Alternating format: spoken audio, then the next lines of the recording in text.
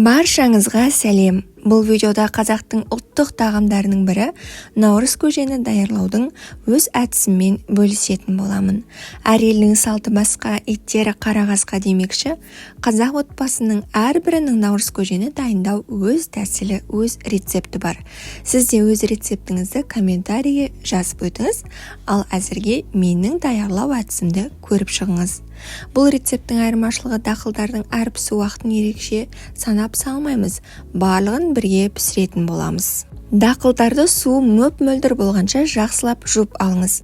Үлкен ыдысқа су құйыңыз. Ондағы су қайнағаннан кейін дақылдарыңызды бірінен соң бірін салып шығыңыз. Бетін жауып, бір рет жақсылап қатты қайнатып алыңыз. Осылай қайнағаннан кейін астындағы отты басып, 1 сағатқа қайнауға қалдырыңыз. Егер су қатты ластанып кететін болса, бір рет төгіп қайта ауыстыруға болады.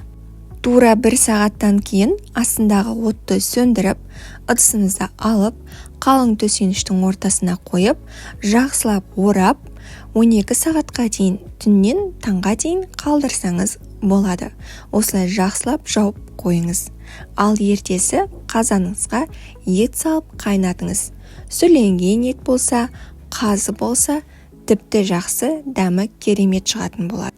Еттің көбігін алыңыз, 2-2,5 сағат баяу отта қайнатыңыз. Еттің түріне байланысты жылқы, сиыр еті деген секілді. Етіміз дайын болған соң бөлек ыдысқа алып алыңыз. Еттің сорпасын бір тазартып, сүзіп алыңыз. Оның үстіне біздің түннен таңертеңге дейін қалған кешегі дақылдарымызды салатын боламыз. Олар өте жұмсақ болып тұрады. Осылай ыдыстан алып, біртіндеп отырып қазанға салыңыз. Араластырыңыз, бетін жауып қайта қайнатуға қойыңыз. Дәл осы уақыт аралығында етіңізді турап әзірлеп алыңыз. Туралған етімізді жаңағы қазандағы дақылдардың үстіне саламыз. Бір рет қатты қайнаған соң өшіретін боламыз. Тұзын көруді ұмытпаңыздар.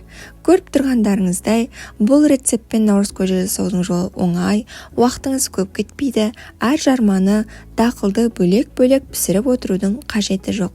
Суығаннан кейін ғана барып айранды қосыңыз.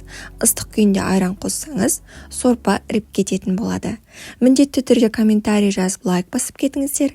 Каналыма жазылуды ұмытпаңыздар.